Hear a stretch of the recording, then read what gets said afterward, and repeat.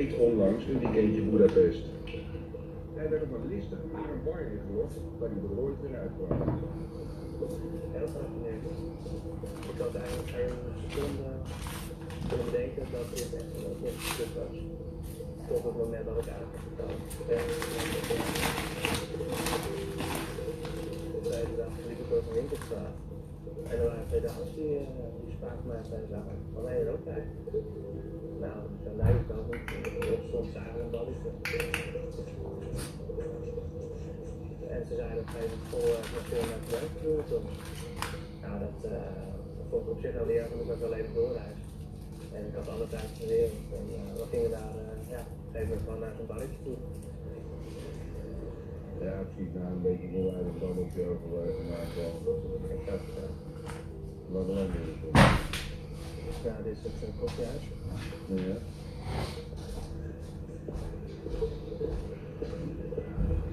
Ja, dit is de moeder. Dit zijn de twee. Ja, dit is de, ja. Weet je hoe het schaam was? De Flexiboedka. Het is een grote doorgaande weg in het centrum van Boedapest. Dit is die Fatje-Hoedja-straat. De plek dus waar Thijs in een listig geval liep. Kijk wat er gebeurt als ik hier, met een platte rondje van de stad, een wandeling ga maken. Mijn collega's Marco en Marijke hebben net als ik een verborgen camera bij zich. Ze volgen op gepaste afstand, zodat niemand ziet dat we bij elkaar horen. En dan na een paar minuten... Sorry? You speak English? Yes. You don't know what is a Douglas pub? You're looking for a Douglas pub? Yeah, I heard near somewhere, in this street, maybe this street, has a good pub. And we would like to go to drink something because she has a birthday. Your birthday? Yeah. Well, you're not from here. No. No? Yeah, from Bulgaria, but not from here. Yeah. And you, where are you from? Holland. Je raakt aan de klets waar ik vandaan kwam en dat Nederlands van Holland is allemaal prachtig. Ja, misschien wil je dat dan horen of vind je dat leuk, zo'n beetje gezelligheid als je daar door zo'n straat loopt. But you don't know where it is? Yeah, where are you going? No, we're just walking. You just walk around here? Okay, one beer for her birthday. But just alone here? Yes?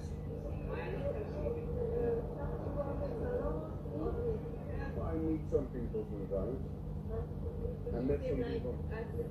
Yes. Marvelous. This is... Ben je hier voor het eerst? Waar kom je vandaan? Wanneer ga je weer weg?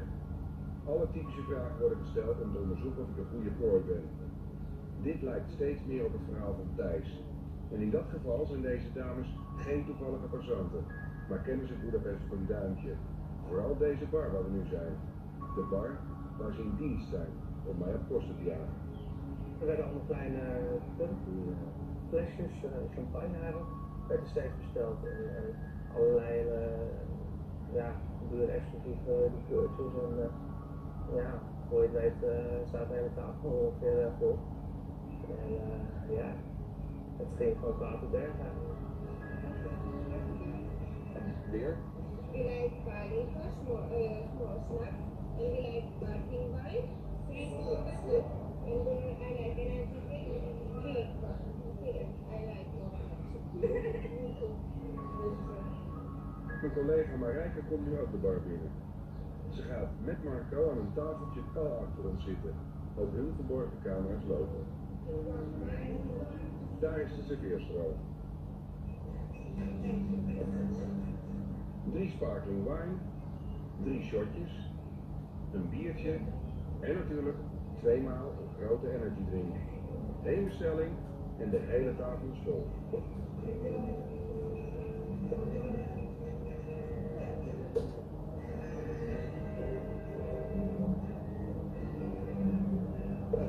Full table.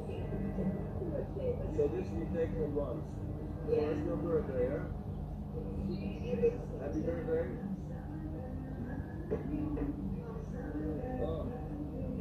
Oh. But how you mix it? Okay. Oké, best gek. Ze vragen om sparkling wine, maar lusten geen belletjes. Hé, en is dat blikje nou leeg? Cheers. Cheers. Proost. Kijk, hier is weer een belangrijke aanwijzing. Terwijl de blonde dame me afleidt, probeert deze vriendin onopvallend haar hele fles bubbeltjeswijn terug te spugen in haar blikje energy drink. Daarom wil ze natuurlijk een groot blikje. En dat is inderdaad leeg geserveerd. Er moet snel meer besteld worden. En ze mogen natuurlijk niet dronken worden onder werktijd.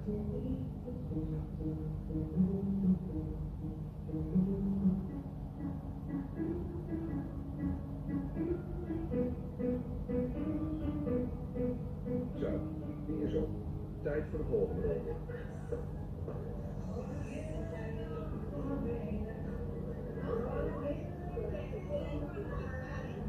One more for me.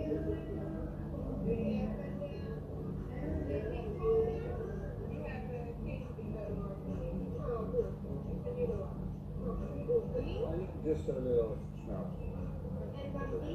No. I don't want to get drunk in 5 minutes. Als je het spelletje door hebt, is het best vermakelijk. Echt alles wordt in de strijd gegooid om af te leiden. Zodat ik niet door heb dat de rekening intussen hard oploopt. Bovendien heb ik steeds weer het gevoel dat ik de enige ben die hier alcohol geserveerd krijgt. De dames drinken volgens mij gewoon water en limonade. Omdat je op een gegeven moment de rekening ziet en dan schrik je dus echt van de prijzen. Dat is uiteindelijk een rekening van ruim 700 euro. Om met z'n drieën wat drinken. Ja. Echt bizar. Is dat oké? Nou precies, 23 minuten in deze bar krijg ik de rekening. Het betalen. De crew krijgt een seintje. Marco en Marijke moeten nu ook afrekenen om het te kunnen volgen. This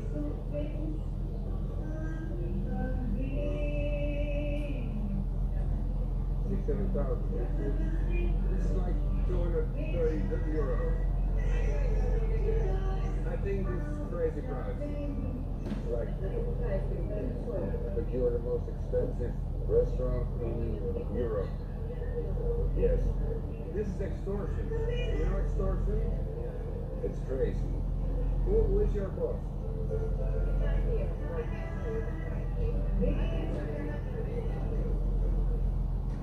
De absurde prijzen staan gewoon op de kaart. En natuurlijk hebben mijn nieuwe vriendinnen heel toevallig precies de allerduurste drankjes besteld. Okay, listen. I have never seen price like this. Never. Een bezoekje aan deze bar heeft me exact 10 euro per minuut gekost. Kassa voor deze oplisters. Okay, listen. You have an ATM here? Inside. Er is niks anders dan betalen. Ik heb op een gegeven moment door het bankpersoneel meegenomen van God, je kan hier afrekenen en dat kunnen we doorhouden. En een kamertje met een mooie fluwelen gordijntje. Maar gewoon echt zo'n flappentapper als je Ja.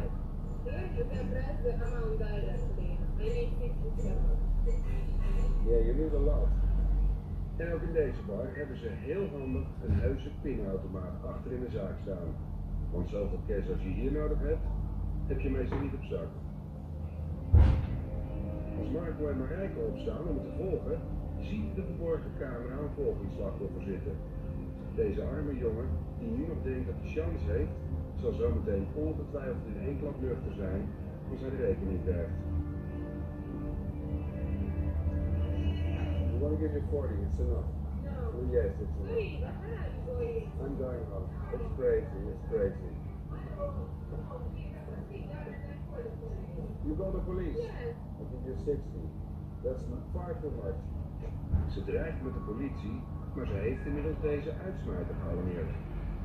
You work with crazy prices. Hij laat mij gelukkig door. Marco en Marijke staan al buiten, benieuwd hoeveel zij moesten betalen. We spelen nog steeds de argeloze toeristen die elkaar niet kennen. How much did you pay for your drink? 3,000. That's like 10 euro for drink.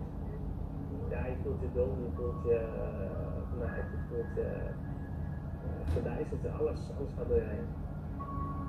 De twee dames die me mee naar binnen hebben gelokt, staan nu ook buiten. Kijken of ik buiten het zicht van deze club de waarheid uit kan krijgen. Kom hier. Look me in the eyes. Don't lie. You work for the bar. No, we are from here. No. You work for the bar. So you are crazy? No. Listen. It is. No, listen. Listen. Oh, Listen. I'm a maker. Listen. It is no problem. No. He is following you. Wait, come. I don't want him to follow because he's the owner. I know. Dit gaat niet werken. Er heeft zich inmiddels een hele groep uitsmijters buiten het bar verzameld. En de dames durven natuurlijk niks meer te zeggen. De eerste wat ik de dag erop deed was naar de politie en naar de Nederlandse ambassade bellen. Ja. Maar ja, die kon ook weinig voor me betekenen. De politie keek me ook echt zo vragend aan van, wat is eigenlijk het probleem? Je hebt toch gewoon wat besteld? I was a victim of a bar scam. You know bar scam? Two ladies come to me and say, hey, it's my birthday, let's have a drink. Drink, dus voor yes. Yes, big bill. It happens many times. Yes. Every day. You have to see the price list. I know, but it's a trick. It's a trick for tourists. Ja, de politie kan er ook niet veel aan doen. Het enige wat wij kunnen doen is later deze week nog eens teruggaan. Kijken of ze andere toeristen mee naar binnen lokken met een kletsverhaal.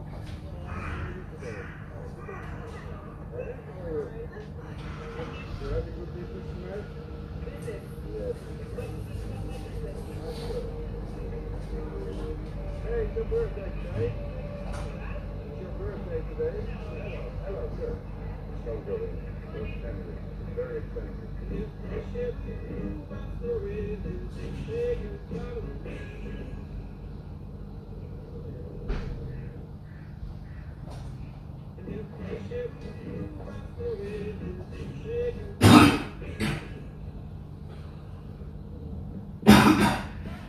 We zijn in Budapest om een groep dames te ontmaskeren. In de avonturen lokken zij onder valse voorwendselen mannen mee naar hele foute clubs.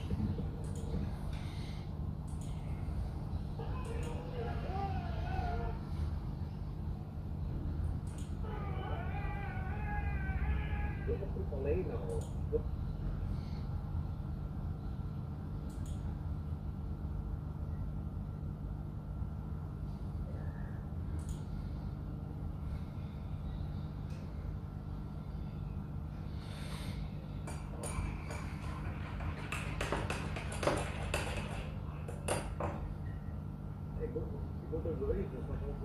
Ja, wat zo denk ik kan je wel een kaart kopen met contant geld, maar die is nu dicht.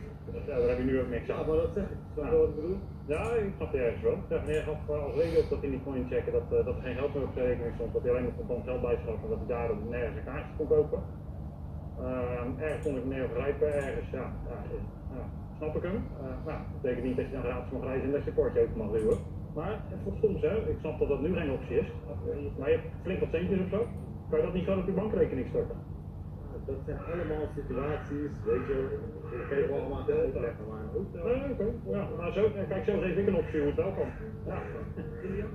Nee, maar goed, kijk, dan moeten we, als je met mij aan tafel gaat zitten, dan kan je de beste erbij, dan kan je best uitleggen en dan ga je nog eens een keer begrijpen wat ik dan bedoel kan, hoe het komt, dat het niet kan. Het volgende. Er gaan 3 dingen niet goed. 1, je hebt geen kaartje. 2, je doet een poortje open. Ja. En 3, je kan je identiteitsbewijs niet tonen. Nou, voor het zwartrijden geef ik je een bekeuring. Voor het openduwen van het poortje, daar krijg je ook een bekeuring van, dat kan gewoon echt niet. Ja. Voor het niet tonen van je identiteitsbewijs ga ik een waarschuwing neerzetten. Ik heb meneer staande gehouden, een bekeuring aangezegd voor het openduwen en voor het zwartrijden. Meneer had alleen geen identiteitsbewijs bij zich. Kon de situatie niet gelijk afhandelen. We hebben contact genomen met de politie, die hebben ons een politiefoto doorgestuurd, waardoor we de identiteit van meneer konden vaststellen. Het gesprek was vriendelijk en rustig. Maar nu de 2 boetes zijn uitgezegd, is dat voor meneer aanleiding om verbaal om zich heen te gaan slaan. Je moet goed beseffen dat je als mensen, ja, dit is niet nodig. Nee, Wauw, maar jezus, dat je inderdaad man. Mensen hebben het wel nodig, maar dit klopt niet. Snap je? Nee, maar daar zijn we het met elkaar eens. Dit klopt niet. Je duwt een poortje open. Ja. Doe maar stoer, doe maar stoer. Nee, ik praat helemaal tegen je. Doe maar stoer, man. Voor zwart rijden. Hoop dat je kinderen snel doodgaan. Oké. Voor zwart rijden. Verklaring ja of nee? Hoop dat je kinderen snel doodgaan. Nee, was in eerste instantie heel meewerkend, heel meegaand. Gaandeweg werd je toch wat te irriteren, denk ik. Gek, hè? We begonnen wat lelijkere woorden te uiten. Vond ik het ook nodig om over mijn kinderen te beginnen en al dat soort dingen. Van jouw kinderen gaat snel doodgaan. Je kan je net heel normaal gedragen, dus praten maar en nou ga je zo raken. Ik ben normaal met jou. Wat doe ik dan? Wat doe ik dan? Ga door dat Oh ja. Ja, dat is goed jongen. Alsjeblieft. Kun je iets stellen? Hey, fijne avond. Meneer leek heel veel verstand van zaken hebben. Ik weet niet of die koffie dit keek dat hij glazen bol had. Misschien moet hij die glazen bol even laten nakijken, want kinderen heb ik niet. Dus, ja. Beste meneer, u mag het station gaan verlaten, want u gedraagt zich niet. Ik wil gewoon op het. Ja, en nou ga je lekker wandelen. Fijne wandeling. Oh, Ik snap niks van dit. die kant op. Die kan je zo uit de mond niet houden. Ik heb een boete gegeven. Ja, en op dit moment ontzeg ik jou de toegang tot het openbaar vervoer. Dat? Omdat ik dat heb. Ja. Ik sta hier gewoon rustig, ik doe niks. Ik ga gewoon. Dat ben ik niet helemaal met je Ik eens. ga gewoon de metro pakken en centraal en ik ga naar huis. Nee. Je hebt het toch even? Wat? Ik heb toch een kaartje? Ja? Ik doe toch voor En op dit moment ontzeg ik jou de toegang tot het openbaar vervoer. Omdat je je niet gedraagt. Maar je hoort ook vertaal dat je al uitkraamt. Wat dan? Je hebt je gewoon te gedragen hier in het openbaar vervoer. Je bent niet te gast. Wat heb ik gezegd dan? Nou, al die asociale dingen. Ja, het is goed jongen. Je weet heel goed wat Ik ik heb wil. helemaal niks aan sociaal te zeggen. Je moet naar buiten. Ik geef je aanwijzing om nu naar buiten te gaan. Als je die aanwijzing niet opkomt, krijg je daar een bekeuring voor. Dan gaan we je helpen naar buiten lopen. Ga je daarbij verzetten. Nou, dan mogen wij straks geweld gebruiken. Word je straks maar aangehouden. Oké, dus eigenlijk komt het er nou op neer dat ik nu naar buiten moet. Ja. En dan moet ik de hele nacht wachten voordat ik weer naar huis kom. Ja, ik pak taxi of wat dan ook. Dat zal mij een zorg zijn. Ja, dat snap ik. Dat zijn de consequenties van je gedrag. Dat komt omdat jouw kind dood gaat gaan. Oké. Kijk, nou, daar hadden we het dus over. Je gaat doodgaan. Mijn kind gaat doodgaan. Ja, die gaat, Dus stel je nou voor, die gaat doodgaan. stel je nou voor dat jij op station, jouw kind staat op station en iemand gaat zo met jouw kind doen. Is dat normaal? Wat heb ik jou gedaan? Als mijn kind zich zo zou gedragen, ja, dan is dat heel normaal. Je voelt heet, hè? Die gaat naar beneden. Blond haar. Dat is wat je willen, toch? Oké. Ja, toch? Oké. Blond haar. Want ik heb zelf ook blauwe ogen en blond haar. Dat is wat je wil, toch? Ja. Anders zou je gewoon zeggen, hé meneer, pak gewoon eens je leven. Ja, precies. Ja. Op naar buiten. Nee, je gaat niet naar buiten. Ja, geen vrienden. Wat? Hi. Kijk. Ja, dat is goed joh. Dag meneer, fijne wandeling. Dreigementen worden niet getolereerd. Punt uit. Terug naar onze hoofdstad, waar handhavers Sommer en Roes B druk zijn met een aparte melding. Iemand zou zich in een ondergrondse vuilcontainer bevinden. Ik gooi de heel veel gordijnen in. Zwarte gordijnen, goed toch? Op zijn hoofdje, waarschijnlijk gegooid. En dit is een zwarte gordijnen, zijn het? Zwarte gordijnen, ja. Ik schrok eigenlijk op schoon. Dus Roes B krijgt weinig gehoor. Hallo? Is er iemand? Ik zie wel een slaapzak. Ik zoek een dakloze die waarschijnlijk in een kledingcontainer zit. Dat is wat de melder zegt. Vandaar dat ik aan het kijken ben. Ik krijg geen reactie daar beneden. Dus voor hetzelfde ligt hij er wel, maar je ziet je dan niet aanspreekbaar. Tijd om de container te openen.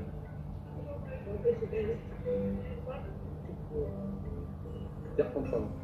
Ga je die zo openmaken? Weet ik niet, ik ga het proberen. Oh ja, je gelijk ook nog. Ga jij de zaklamp naar binnen schijnen? Ik heb 10 keer geroepen. 3. Handhaving. En een touw. Een touw. Handhaving, word wakker. Ja, die ligt wel degelijk in het slapen. Gast. Ga jij wat zien? Handhaving, wakker worden. Ligt er wat in? Ja, er ligt alles, allemaal kleding. Maar ligt hij erin? Kan Dat je weet je zien. niet, want die gordijnen zitten erboven. Wakker worden. Ja, je kunt even melden aan de OC. We zien inderdaad een soort touw wat aan vastgemaakt is, maar het is onmogelijk in mijn ogen in ieder geval om hier uit te komen. Dus inderdaad onzeker of hij eruit is of niet. En als hij erin ligt, dan hebben we in ieder geval tot nu toe nog geen reactie van hem. Dat iemand bivakkeert in deze container is moeilijk te geloven. Toch liggen er wel degelijk spullen die daarop duiden. Een omwonende mengt zich op. Nou ja, de melding was dat er iemand in zou zitten. Dat een persoon in zou slapen. Tot zover ik weet. Alleen... Ik werk hier. Ik heb dat nog nooit gezien. Ik heb wel heel vaak gezien dat we inderdaad dakloze mensen de sleutels hebben. Ik zie heel veel dakloze mensen met sleutels van het containers. Dat is goed om te weten. Maar inderdaad, wat betreft inderdaad slaapspullen beneden aan, maar geen reactie.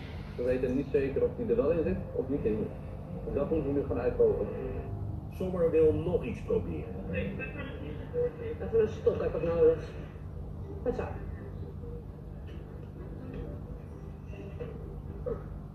Hallo!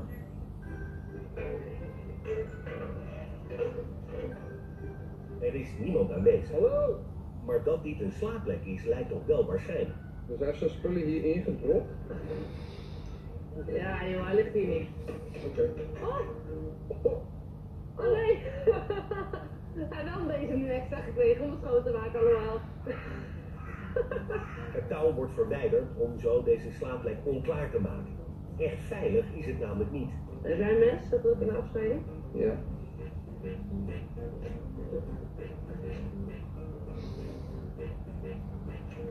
Zo. Meldkamer open. Geen bericht. Ik spreek geweld met OC naar aanleiding van de melding. Voor u laten we weten wat het is. De meldkamer heeft gezegd, over een uurtje nog een keer komen. Nog een keer kijken, want dan is het ongeveer slaaptijd. Voor de meeste mensen. En dan kijken wat we dan treffen. Maar het blijft een bijzondere plek om iemand in te leggen. Ik zeg je absurd.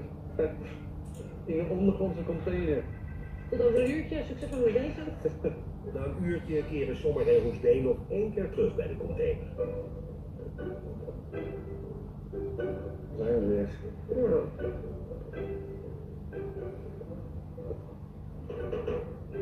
De touw ligt nog op de grond. Nobody. Niemand thuis. En hopelijk blijft dat zo. De container blijft voorlopig wel even op de radar.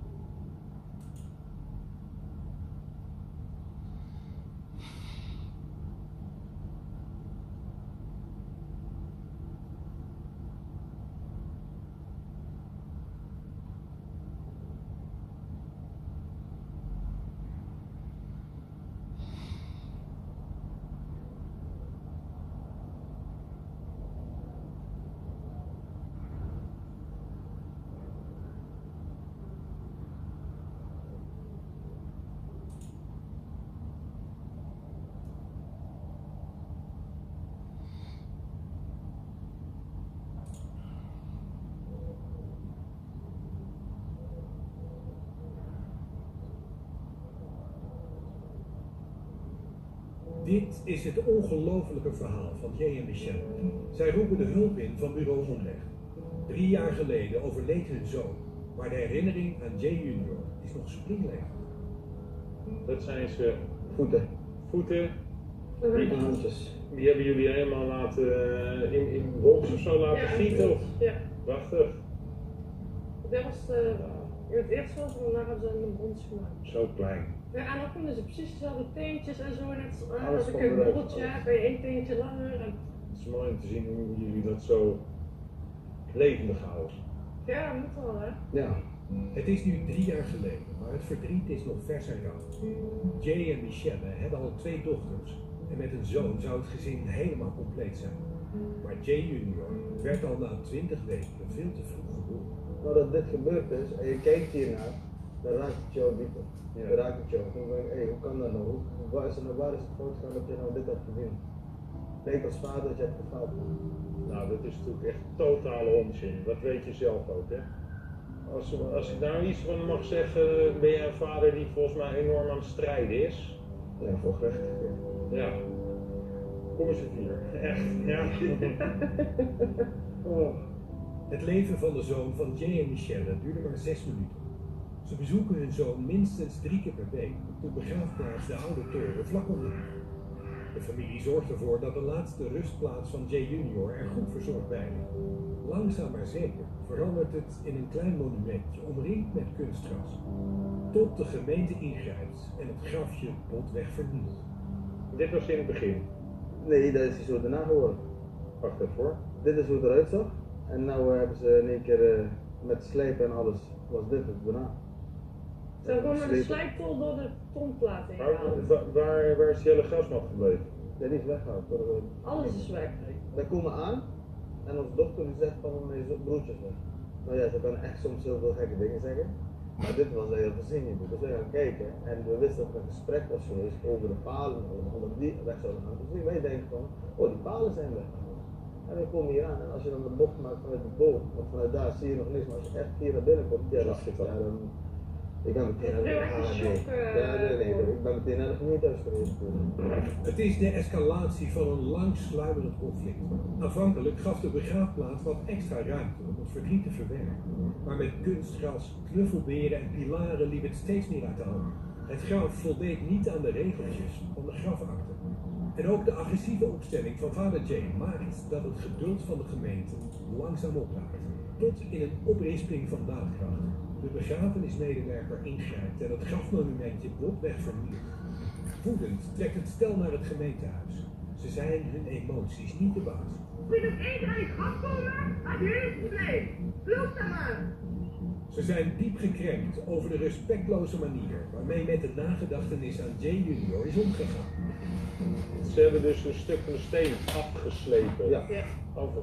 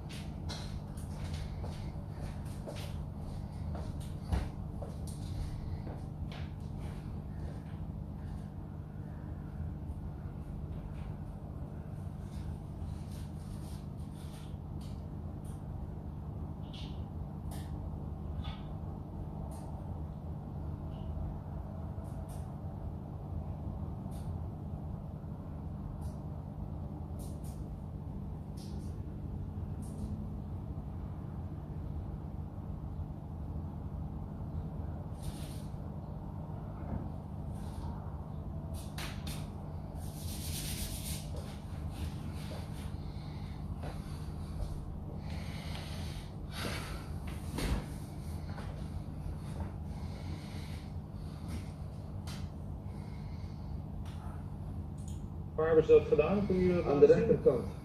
Dit is een nieuwe steen. Ja. Kijk, zo was de betonplaat Dit eerst. zag er eerst uit. Zo is dat alles eraf geslepen. Ze schrijft dus ook de tekst van hij lucht in de steen. Is weg. En dan maakt hij weg, en dan ga je er gewoon uit als je nooit nog open kan maken. Ja, en dan moet je het openmaken, want je weet alles heeft kapot gemaakt. Water ingekomen, alles.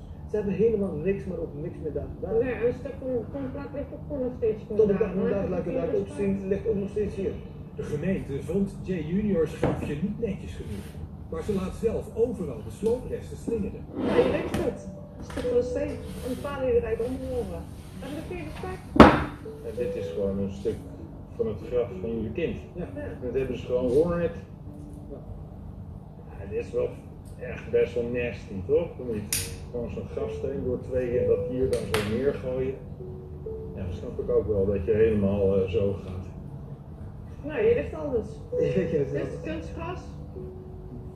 Deze is een krachtige stromen stonden. Het spul van de kinderen waar ze mee speelden. Nou, alles is gewoon op. En waar het alleen nog ging om die palen. En dat zijn gewoon, die palen die eraf moeten hebben de oorzaak gedaan voor dit alles. Ja, maar die palen heb je geen last van. Het is gewoon grafschennis. Ja, waar... Juist. Als Jay verhaal gaat halen op het gemeentehuis, loopt het meteen uit de hand. Er moet zelfs bewaking en politie aan te pas komen om de orde te herstellen. Voor de gemeente reden genoeg om Jay voortaan de toegang tot het stadhuis te ontzeggen. De ruzie escaleert. Jay zoekt zijn recht bij de media. Ik heb er geen woorden voor. Ik sta voor, is er niet voor. Het is gewoon... Hoe kan dat nou iemand over zijn hart krijgen om dit te doen? Je hebt daar gewoon met je handen van af te blijven. Tijdens het maken van de nieuwsreportage komt het bijna tot een handgemeen met de medewerkers van de begraafplaats. Ik vraag alles op, hè. Jullie gaan allemaal naar het bureau. Allemaal gaan naar het bureau van de rest van deze vrouw. Let maar op. Dit is een van de medewerkers. Daar is een van de medewerkers. Zet hem maar door. Dat ze echt diep gaan schamen. Heel Eindhoven mag weten wat hun hebben aangedaan. Hier, daar zijn ze. Ze krijgen hem allemaal. Hier hebben ze. Jay's uitbarstingen komen agressief en intimiderend over. Hij mag zich nog eens 3 maanden niet op het gemeentehuis vertonen en geen contact opnemen met de ambtenaren of medewerkers van de begraafplaats. En zonder contact gist de emotie. Jay is de wanhoop nabij. Los van het verlies van je kind, maar wat raakt je nou? Ik verlies al mijn vader 5 jaar geleden. Ik weet hoe dat ik mijn vrouw kennen, kreeg ik een zoon. Eerst keer een zoon, geef mijn naam. En ik maak dit allemaal mee. Nee. Het verdriet is invoelbaar, maar de oplossing nog ver weg. Omdat Jay geen contact op mag nemen met de gemeente, zit de zaak muurvast. Er moet echt wat gebeuren. Om een doorbraak te forceren komen de specialisten van bureau Onrecht in actie. De schade is in dit geval helaas al geleden, dus is het verstandigst om met de gemeente tot een oplossing te komen. Nou heb ik begrepen dat de verhoudingen inmiddels niet meer optimaal zijn. Er is wat contact geweest, maar Jay mag inmiddels zelf geen contact meer opnemen met de gemeente. Maar wij hebben op de record wel al voorzichtig contact gelegd met iemand van de gemeente. En we gaan aansturen op een mediation gesprek. We hebben het voor elkaar gekregen dat jullie op gesprek mogen bij Jeroen Dijsselbloem, de burgemeester van Eindhoven. Ik denk dat het heel belangrijk is dat je daar positief naar binnen gaat. Ik ken jullie inmiddels een klein beetje. Je kan een opgewonden standje zijn. Ja, dat gaat ons vandaag niet helpen. Dus dat zullen jullie toch een beetje los moeten laten. Er zijn dingen niet goed gegaan. Laten we niet te veel in het verleden blijven hangen. Laten we blijven nadenken. Wat willen we? We willen dat het hersteld wordt. Dat jullie daar gewoon weer naartoe kunnen gaan. En dat jullie kindje gewoon daar weer gewoon geëerd wordt. Zoals het geweest is. Gaat het je lukken? Ik heb een kalmeringstabletje in, dus we zijn... Een kalmeringstabletje? Ik heb een kalmeringstabletje. Goed, halverwege het gesprek valt Jay straks in slaap. Niks van meegekregen. Dus pilletje werkt. Ja, we steken nog een extra in je zak. Voor de zekerheid. En ook als er dingen voorbij komen dat je denkt, ja, het is zo niet gegaan. Of laat het voor nu even rusten. Het enige wat wij nu als focus hebben is dat... Ja. Nou, we weten al wat we moeten doen, hè? Ja. Ik moet mij gewoon inhouden. Ik moet gewoon rustig blijven. En ja, we zullen zien. Gewoon op ons heen laten komen. Over heen laten komen. Een oplossing werken. Ja. De camera van bureau Onrecht doet wonderen. De deuren die voor Jay en Michelle gesloten bleven worden geopend. Ze worden met alle egaars ontvangen. Klaas, ik snap tegen de best dat jullie zijn. Ja, dankjewel. Ja, dankjewel. Nou, super. We zijn er. De audiëntie bij de burgemeester. Wordt wel serieus genomen. Ja. Ja, kijk, wat gebeurt er? Nee, maar zo, hoe gaat het? Ja, het kan beter. Goed je te zien. Hallo, je bent Dijsselbloem. Hi. Hi. Dennis van der Rijst, Ja. leuk u te ontmoeten en blij dat dit gesprek plaats kan vinden. Ja, zeker. En hopen dat, Wij ook, denk ik. ja, dat er iets goeds komt. Ik wens jullie veel succes. Dankjewel. Dankjewel, Lisa. Nou, we hopen dat Jay zich rustig houdt en dat hij blijft denken aan wat hij wil. Volgens mij wil meneer Dijsselbloem de gemeente Eindhoven dat ook. Dus, spannend. Burgemeester Dijsselbloem neemt ruim de tijd om de hele zaak achter gesloten deuren te bespreken.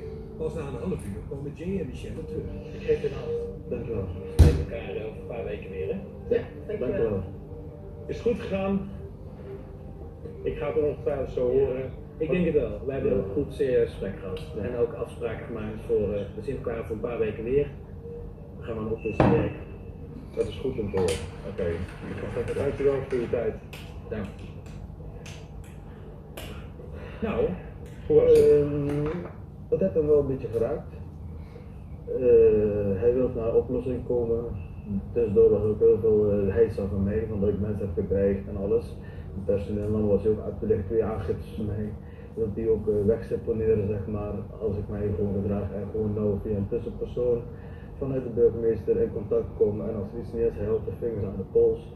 We gaan tot een oplossing komen. Wat we willen gaat gebeuren. Nou, we gaan eigenlijk nou met ons afspraken maken om te zorgen dat alles weer hersteld gaat worden, ook de Romein hersteld gaat worden. En dan gaan we steeds zo verder. Ja. Goed, Fijn. Fijn. ja man, super. Hou jij even rustig de komende tijd? 100%. Echt. Zorg ervoor dat hij zich even rustig houdt. Ja, dat komt wel goed. De pilletje had gewerkt. Goed, pilletje. Nou, koop er nog een stripje Maar bij. ik kom dan. Ja, dat is super. Inmiddels is het grafje tijdelijk opgeknapt in afwachting van een definitieve oplossing. De onderhandelingen tussen Jay en Michelle en de gemeente lopen nog. Het gaat goed komen. Dat is super man.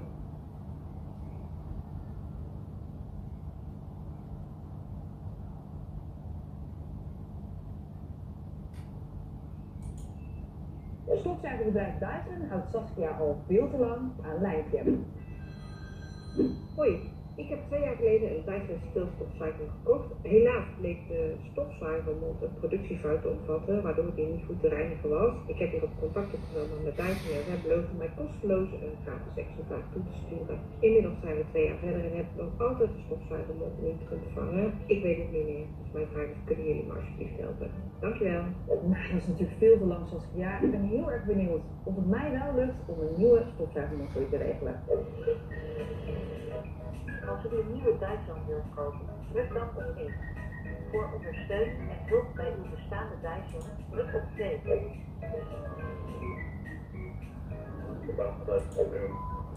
Ja, goedemiddag met Saskia Sleuring. Ik bel over een probleem met mijn stofzuiger. Ik probeer eigenlijk al meer dan een jaar contact met jullie te zoeken en ook te regelen dat er een nieuw stofzuigermond wordt geleverd bij mij thuis. Maar ja, het wil maar niet lukken. Even kijken.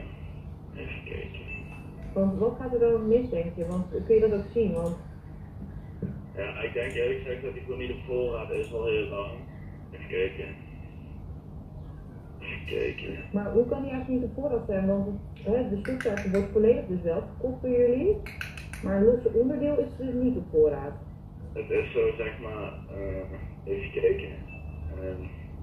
Ja, die machines die gewoon, die zeg maar helemaal verkopen, dat is gewoon één pakket als het ware. Daar zit alles al in. En van de losse onderdelen, dat is een andere voorraad.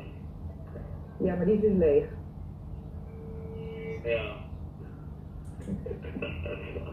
Kijk, ik ga het even navragen. Ik zet heel even een momentje nog wachten. Kijk, Ja, heel graag.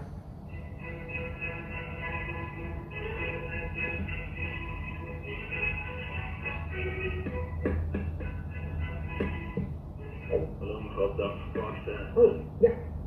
Ik heb even nagekeken, even gekeken.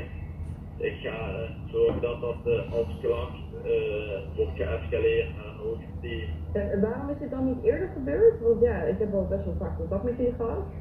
Ja, omdat normaal is de procedure gewoon van, ja, als iets niet op voorraad is, dan kunnen wij er niks mee. Nou, in ieder geval hartstikke bedankt. Yes, geen probleem, wens je nog een hele fijne dag. Hetzelfde, tot ziens. Oké, na heel veel kijken is hij tot de conclusie gekomen dat dit veel te lang duurt en hij gaat het nu doorsturen als klacht. Ik vind het wel verbazingwekkend dat dit na een jaar pas gebeurt. Maar nu wordt het dus een prioriteitending, dus een andere afdeling gaat het bepalen. Of Saskia snel een stofzuigermond krijgt of niet, maar ja, toveren kunnen ze niet. Ja. Ik kan natuurlijk ook geen zuigermond ineens niet toveren natuurlijk. De klantenservice biedt nog steeds geen duidelijke oplossing. Tijd om het hoger op te zoeken bij de woordvoerder van Wijzen. Die we een paar keer bellen eindelijk te pakken krijgen. Hi, ik had het echt gebeld. Ik wil even. Ja. Met haar leven. Ja. De anti-tandelborstbar. Inderdaad een accessoire, maar heel veel raakbaar is momenteel. Ja. Er is een nieuwe naar de onderweg. Hoe kan het dan dat het zo lang heeft geduurd? Daar zitten we in, het is er komt nieuwe voorraad. Is dan net achteraan in de rij of net iets snel in die voorraad om die order weer opnieuw aan te maken, waardoor je dan iedere keer. Als nou mijn boek wordt uitgegeven omdat het om mijn identiteit gaat, dan is het zo'n grote ironie-explosie dat ik gewoon echt, dat mijn brein door mijn engeldarm omlaag op de vloer flikkert. What the fuck? Jongens, was het goed in de literaire wereld van nu. Iedereen belangrijker is dan kwaliteit. En dus had hij een spaarplan. Hij deed zich voor als iemand anders. Hier zit de gewone Sadiqa Makadi. En hij Sadiqa Makadi. Hey Sadiqa. Ja. Sadiqa, zo spreek je het uit. Ja. Sadiqa. Ik wil dat mijn naam goed wordt uitgesproken. Al-Makadi. Ja, dat weet ik niet precies hoe je dat uitspreekt. Ik heb mijn boek geschreven, maar dan niet de Soros, maar Sadiqa. Waarom ben je dat gaan doen? Waarom was dat nodig? Of nodig is, weet ik niet, maar ik vind het toch wel dat er in ieder geval de uitgeefsector toch nog steeds wel erg gekeken wordt naar uiterlijk en niet naar de inhoud van het boek. Niet alleen ik merkte dat, maar toch ook wel veel schrijvers die hadden daar mee te maken. Nou, ik behoud ervan, want Joris had mij in 2021 een primeur beloofd. Toen was hij er al mee bezig, dus jaar geleden. Dus dat was een mooi verhaal. En ik heb niks meer gehoord en nu zat hij opeens in alle media. Ik heb het toen met hem uitgebreid over gehad. Zo, hoe ga je dit nu aanpakken dan? Want zometeen wilde de uitgeverij, stel je krijgt een contract, dan willen ze jou zien. Het legt natuurlijk enorm goed de hypocrisie van die uitgeverijen bloot.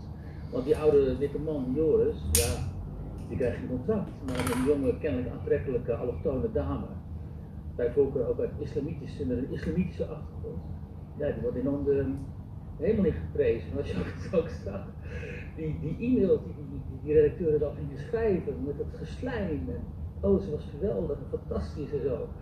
Ze wilden niks liever dan dat die dame in een fonds zou komen. Terug een verhaaltje ingestuurd. Eerst onder mezelf, werd geweigerd. Kan gebeuren, misschien is het verhaal niet goed. Toen als een ander en toen was het enthousiasme zodanig dat het bijna kolderiek werd. Ik werd Sadiqa en toen kreeg ze een briljante carrière. En ze werd dol van de prijzen, onder boekcontracten, onder loftuitingen, uitnodigingen. En het ging goed met Sadiqa. Een allochtone schrijfster. Ik verkoop het een beter. Ook wel, de Gül natuurlijk, het heeft ook mee te maken gehad. Aantrekkelijk, vrouw, Turks milieu, islamitisch, neemt de absoluut. Is dat afschuld, zijn de carrière is daar ook gebaseerd natuurlijk. Wat is het nou? Zijn ze boos of willen ze geld verdienen? Nou ja, woke is natuurlijk een model. Nou ja, niet voor iedereen, want het is ook go woke, go broke. Nee, maar dat weten ze van tevoren niet. dat weten ze meestal achteraf. Hoe lang heb je dit kat-en-muisspel volgehouden? Ja, helaas heel lang, want ik wilde alleen maar een kort verhaal schrijven voor een blad, maar toen vroeg ze om een roman. En dat was een freaking historisch epos van 600 pagina's, dus daar ben ik al even mee bezig geweest. En vandaar dat het zo eindeloos duurde. Ik denk dat het 3-4 jaar gelopen heeft hier onze. Als Joris zich niet had voorgedaan als een leuke dame van kleur, dan was die geweldig gekende tekst nooit gepubliceerd geweest. Dus er was het publiek een hele goede tekst te onderhouden. Die kennelijk alleen maar gepubliceerd kan worden als hij van een mevrouw van kleur komt. Ja, dat is zorgelijk natuurlijk. Niet iedereen heeft de moed en ook de doorzettingsvermogen om zich zoals Joris zo lang voor te doen als een vrouw van kleur. Want ja, je bedriegt toch uiteindelijk de uitgever. En die uitgever heeft op een gegeven moment ook gezegd, ik ga toch niet met je in zee, want je bent een bedrieger. Het werd een heel raar gesprek. Eerst ging het heel goed. Maar toen kwam op een gegeven moment een stagiaire binnenlopen die nou hele progressieve ideeën had over hoe het moet zijn. En die voegde er nog een dimensie aan toe, namelijk ik mag niet eens schrijven vanuit het perspectief van een vrouw van kleur. En dat doe ik in mijn boek. En dan voeg je natuurlijk nog een hele dimensie toe aan die discussie. Dan wordt het nog ingewikkelder. Maar is er dan een wet die schrijvers straft als ze vanuit een ander perspectief schrijven? Of is het slechts een mening? Het is niet meer slechts een mening, maar wel een mening die stiekem wordt toegepast in allerlei achterafkamers. Hoe laten we dat nou niet doen? Het zou mooi zijn als Nederland de weg zou volgen van de Verenigde Staten, waar dus met de keuze van Trump een einde komt ook grotendeels aan die woke terreur. Er is ook duidelijk inzet geweest van die verkiezingen van Trump. En het zou mooi zijn als Joris dan, een schrijver, het kantelpunt in Nederland zou markeren en dat met het succes van Joris de zegentocht begint van de blanke oudere man die heel veel kwaliteiten blijkt te hebben en die ook weer mag deelnemen aan het culturele leven in dit verwookte land. Nou, het zou ironie zou mij hoofdpijn geven als nou mijn boek wordt uitgegeven omdat het om mijn identiteit gaat. Dan is het zo'n grote ironie-explosie dat het gewoon echt, dat mijn brein door mijn engeldarm omlaag op de vloer flikkert. Dat hoeft nou ook niet. Kijk naar inhoud, in godsnaam. Stop! Stop met al die haat.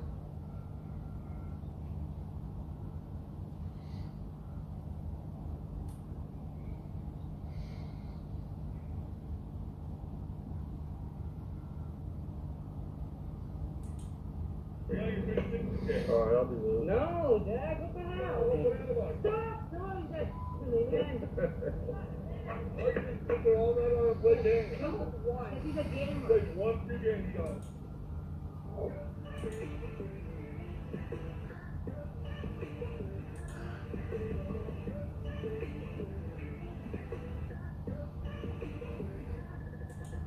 Before we get the video started, I just want to thank everybody that supported on the Whatnot show. I think we had 178 orders to ship out, so by the time you're watching this video, the package will be in the mail somewhere arriving to you. So I just want to thank everybody first and foremost.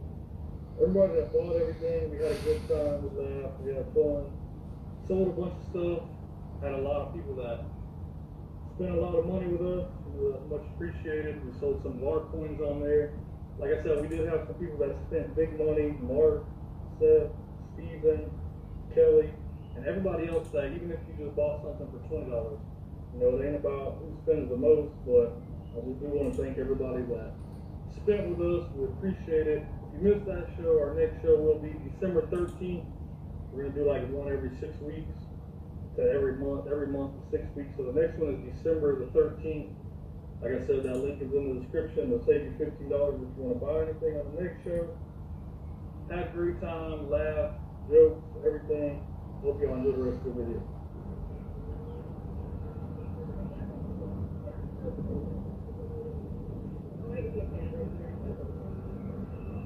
Good morning.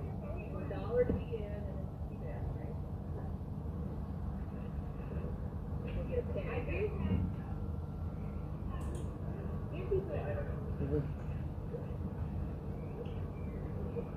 How much was the jacket?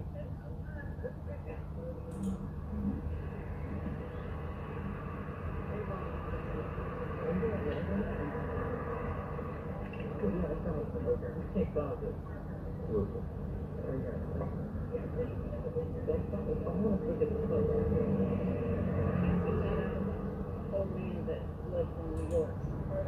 Oh, yeah. So it's like that's Would you do 20 for both if I bought both of them?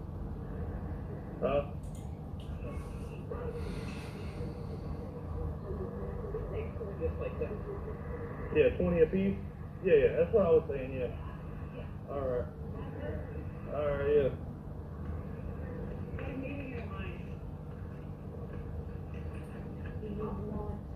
Thank you.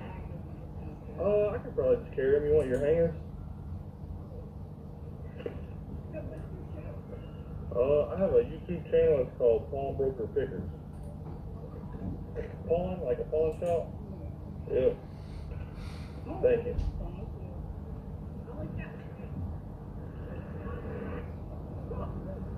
Thank you.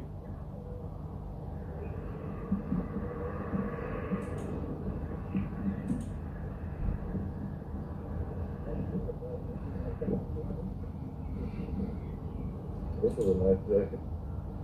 This Yankee one is up. What's going on? You getting it all out? Yeah. How are you doing? My name's Al. Just called me Al because my friends, look, my friends call me Al, my cat friends call me Neil.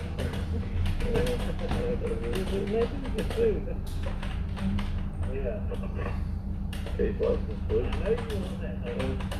I'll treat you that for that. Alright. So,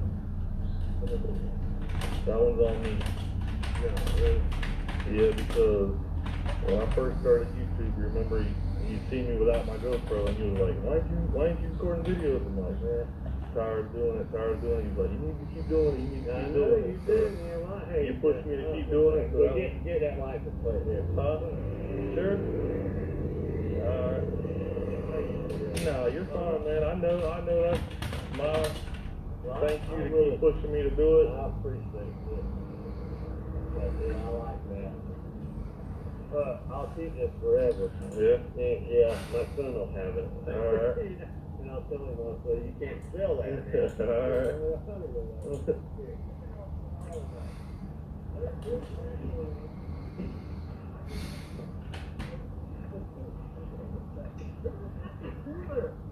Yeah, they probably want a lot for this stuff too.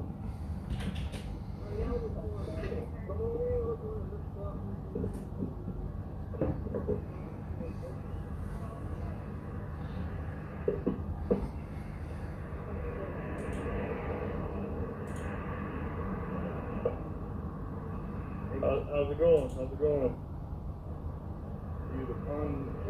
Yeah, I was the one Al was telling you about with the Mac stuff. I guess you're a little bit new. Yeah. Yeah, did you put the bulldogs out? So we can look at them? Yeah, there's a few of them right here.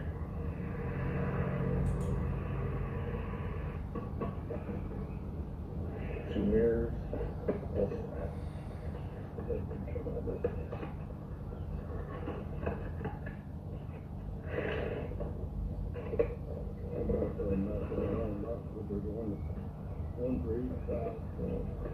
He said 40 on these, right? 40 a piece. Yeah, them Inlands, they've been getting 45 and 50 out of just the Inlands. Yeah. Here's the new ones. And some older ones, but there's 4 new ones.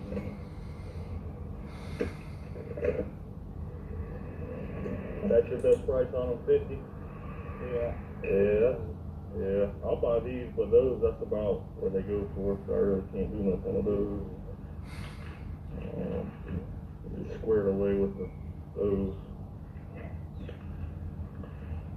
Yeah. Yeah. What is these? Yeah, I'll come back by after that. I resell them, so that's what they go for, about 50, 60 bucks. So I mean, I'll take these and then I'll swing back by on the way back through and think about it. I appreciate it.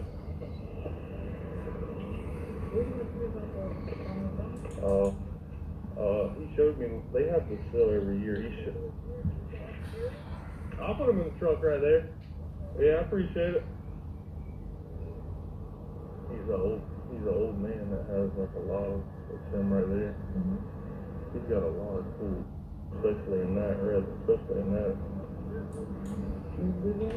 I'll probably just do these two for right now. Thank you. We got a lot of cool stuff. He wants a lot for stuff that's in there. He's got a truck in there. That was George Bush's truck. Huh? It's closed. He took me in there last time. I sat and talked to him for a while. Yeah. What's going on with that? Yeah, it's some stuff that I don't know about.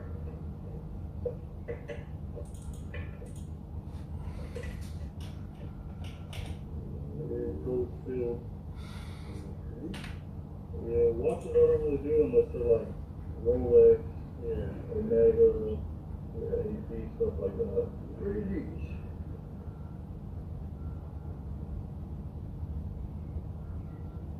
They're copies, so they're not real. Yeah, in the back right there, you see it says copy right there. Okay. Yeah. Alrighty. There you go. Take watches. Yeah. What about that food? I have a lot of good food, like air food, impact guns. Yeah, I'd take them, but they have to be, making out of gold and they're, I'll take them out of here? Yeah. I'll make sure they're not actually.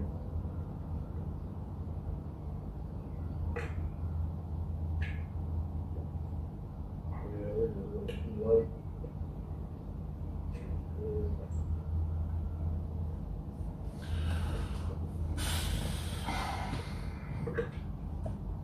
I've seen them before where people make them out of gold, but they're just like remakes. That's not the case. Okay. Where'd you get it from? My wife ordered them a long time ago. Yeah, they're not gold. Sometimes people remake them and they make them out of gold, but it's not the case with these. Unfortunately. Okay. Alright, buddy. Alright, now on the food, I have like a snap-on impact gun. I buy that kind of stuff. It's gotta kind of be newer stuff. So I mean, I buy like snap-on hand tools like ratchets and wrenches and sockets and that kind of stuff. But as far as like battery stuff or air stuff, it's gotta kind of be newer stuff. Yeah. Alright. Alright, thank you. Check these out. Alright, man. Take it easy. You too. Have a good one. Yep. How you doing?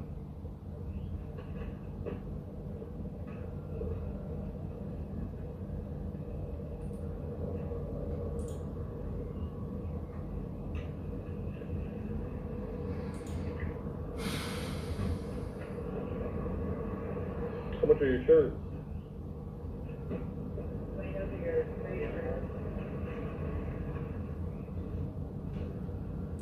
How much are they? Five each.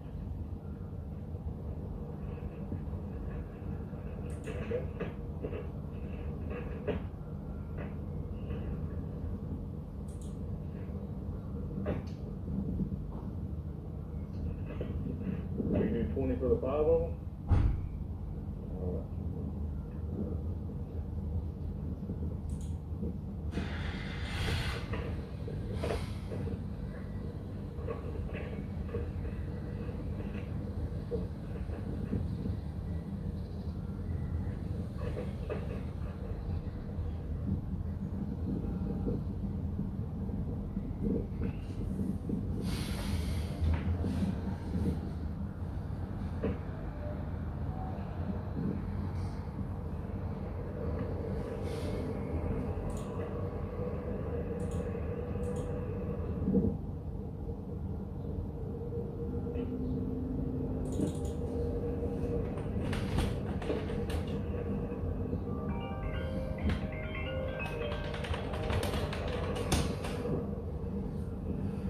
Alright, thank you.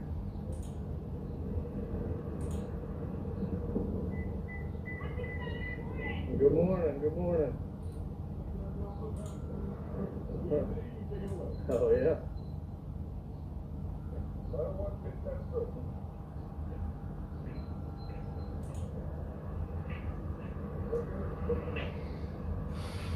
Huh? I have a YouTube channel, yeah. What do you think? People that put that film and podcast and then take them on. Nah, you're not live. You guys don't have any old video game stuff, do you? Like old Nintendo stuff or PlayStation stuff? We have What's PlayStation? Like older stuff, like Nintendo stuff, older PlayStation stuff. We have some Nintendo 64 games, but I think we do have that.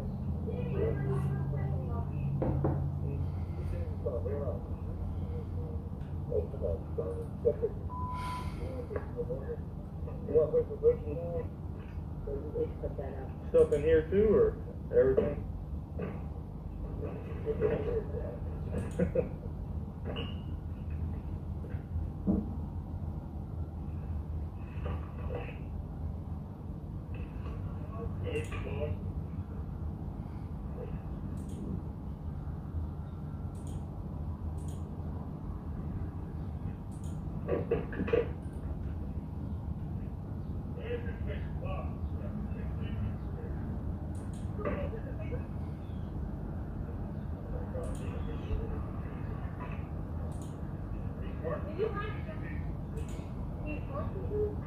Those two? We have more. We have the console, but we lost it a while ago. We put it in the garage. We saw it like last year, but we lost it. That was the only thing we could buy. So I have a YouTube channel. So if I buy stuff, I show what I buy, put it on YouTube, that kind of thing. Do you want any readings? Let me get you. Can you click me on the whatever find more stuff? Yeah, Do you have your? Okay, so here's some games. I don't know if they work. What do you want for these? $1, about 50 cents. I'll give you $5 for them. $5. Alright. And that's yours. And then we have Wii games. I can take a look at them. Just any games you have. Yeah. Text me your number, because I'm going to come across with some information. More stuff. Alright. And then I can. That's your stuff.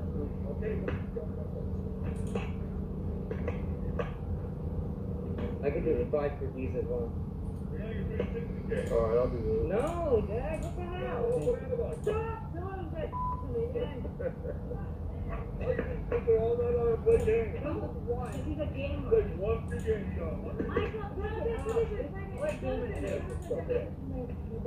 I don't know, I have no clue if it works. Yeah, probably not this one, but any of the older Nintendo 64 stuff, anything like that. I may find more. I have another tons of these. Of these right here? Tons. But I don't know, they're all over. That's the ones I look for. Yeah. That's what the text me your information. Okay. And then I come across it, I'll put them aside for you. Hey. And it's with a blockbuster CD. Yeah. And then I don't know about this one if you want it. Yeah. I would also. These are still against that one. Yeah. This, it's like some old DVD. I don't think you want it, but. This one I'll probably buy. What's that one?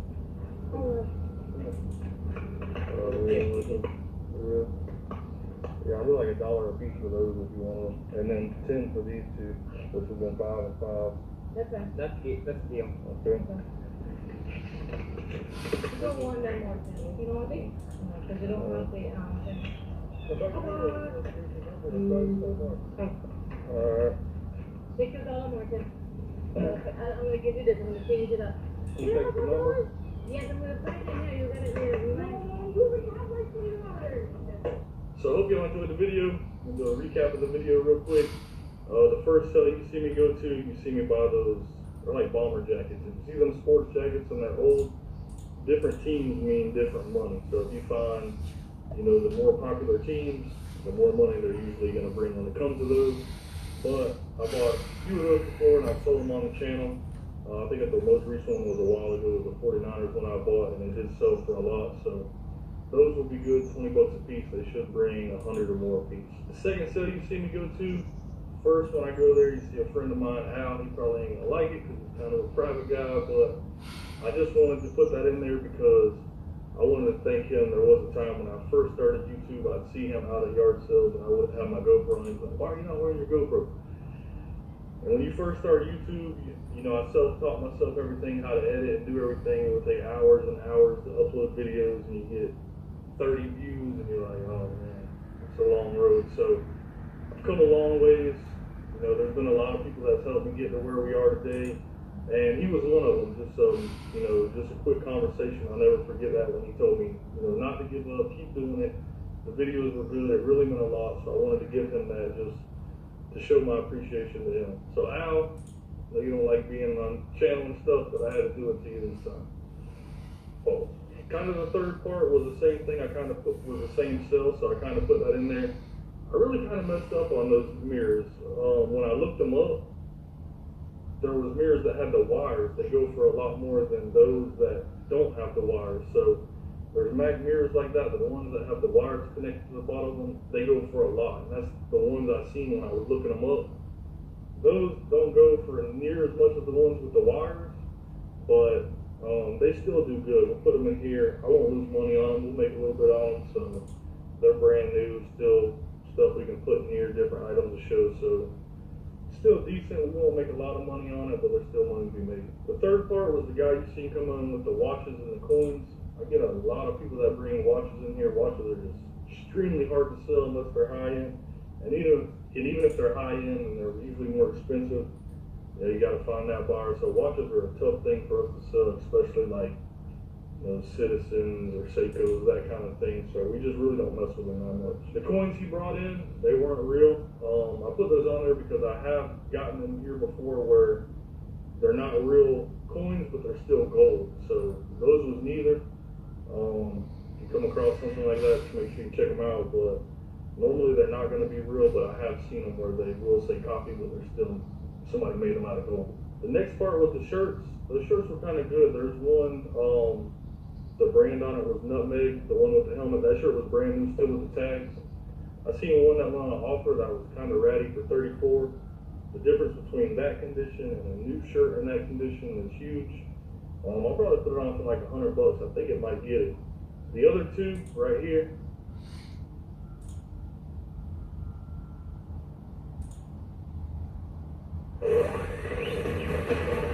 On this episode of Mythbusters, in every generation, a myth comes along that does not thrill us. Adam and Jamie get wrapped up in their biggest build yet. I don't often say this, but it's looking to be nigh impossible to pull this off. As they find out that making a flying raft is not all plain sailing. And speaking of planes, 2 cell phones cause airplanes to crash. Carrie, Tori, and Grant tackle a traveler's tale with a familiar ring. Needles all over the place. And 3, 2, 1. Who are the Mythbusters? Adam Savage. And Jamie Hyneman. This is gonna kill you. Between them, over 30 years special effects experience. That's what I'm talking about! Joining them, Tori Belleci. Very excited about this. Carrie Byron. Look, he cracked into his skull. And Grant Imahara. Don't say anything. They don't just tell the myths, they put them to the test.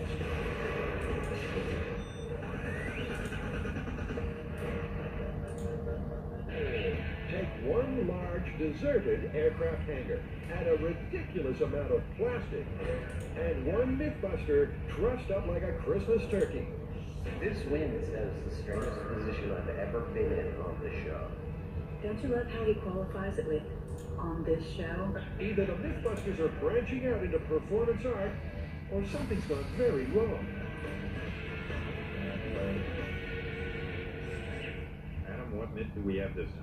Well, this one is pretty darn simple. Comes right off the Mythbuster fan site, and it is simply that if you built a raft with helium, that you could actually fly on that raft. Whoa, hold it right there.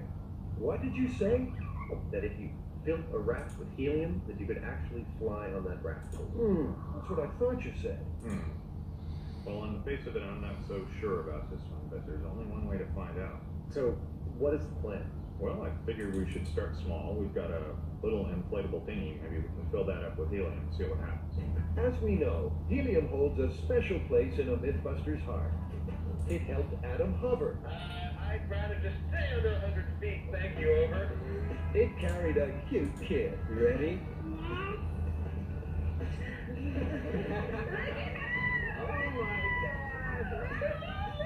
And it came wrapped in pigskin when the guys took a punt on a helium football.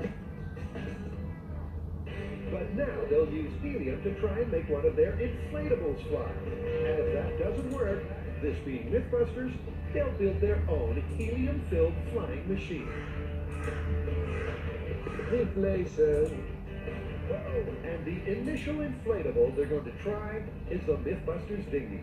Before any helium hovering happens, the deflated dinghy is first wave. Take it on up. Okay, exactly 72. That's what the scale looks like to me. Then it's filled with air. Set vacuums to blow. I love it. Isn't it great how Adam finds delight in the tiniest thing? Look at that! Yeah! Jamie, however, is a much tougher audience. This is good. Next, they work out the volume of the inflated dinghy. 20.5. Okay, so 20.5 cubic feet. Then they let the air out. All right, here's the helium. And put the helium in. Okay, listen, just on the off chance, the very, very off chance this thing becomes lighter than air, I'm going to sit in it while we fill it, okay? With the dinghy fit to burst with helium, will it turn miraculously into a magic carpet? I'm going to jump out, but get ready, hold on to the line in case it floats.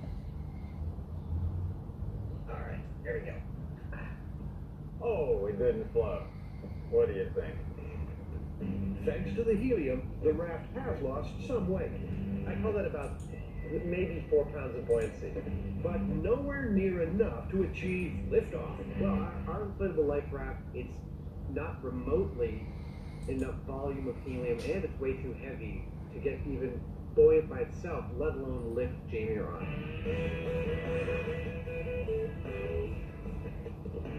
Well, that didn't work very well. The helium only removed 4 pounds from its total weight. Yeah, no, it's obvious that if this is going to work, it has to be a raft that is much, much larger. It needs the volume of helium, and it has to lift one of us. So they drag out an airline life raft to go through the whole process again. 82 pounds? Okay. This yellow peril is 8 times the size of the original dinghy, and filling it with helium reduces its weight by almost a quarter. It's 60 pounds. But they're still no closer to liftoff. While the guys ponder their next move, one question needs answering pronto, and that is, what's so special about this helium stuff anyway? Well, helium is the second lightest element, weighing just 0.17 grams per liter. By contrast, nitrogen, which makes up about 80% of the air we breathe, is 10 times heavier. The more helium you have, the more air it displaces, and the greater the lift. But just how much helium do you need to get your average Mythbuster airborne? You know, I'm disappointed. I had higher hopes for that life raft. It's 25 feet in diameter, and it couldn't even lift itself with filled with helium, let alone one of us.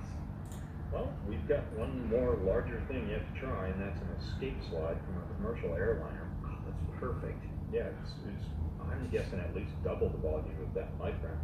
All right, let's do that one. When we last saw the escape slide, it was drifting like a leaf towards Earth with Buster on board. Oh, look, it's sailing. Wow. So far, it was the smoothest ride he's ever had. Wow! What we want now is the reverse journey. Like in the myth, we wanted to rise up and fly away. The slide's volume measures 325 cubic feet, 15 times bigger than the dinghy. So let's deflate it, fill it with... No. Let's run it up to the truck and slide down. Boys will be boys. Oh, Jamie, you're so cynical. Adam just wants to demonstrate correct technique when using an escape slide. And that definitely ain't it. That is too much fun. Right, time for answers. Will 325 cubic feet of helium be enough to make the slide slip its moorings and ride the thermals? That's good. I can't help but noticing that even though it's tethered off, it ain't flying. That's it. Is that it? No. Well, I'm looking at 121 pounds. That's just about 40 pounds lighter than the dead weight, which is pretty much exactly what the math said it should be. I think it might be time to pull the plug. That's fast. Oh my God, there's a lot of helium in the air. You know, I'm starting to think this myth is busted. But, you know, we can't leave it at that. In fact, we're just getting to the fun part right about now. Yes, it's time to take the math we've gleaned from the rafts that we've filled with helium so far and calculate exactly the size of raft we need that is both seaworthy and that can fly you or me. Yeah, one of us has to get airborne.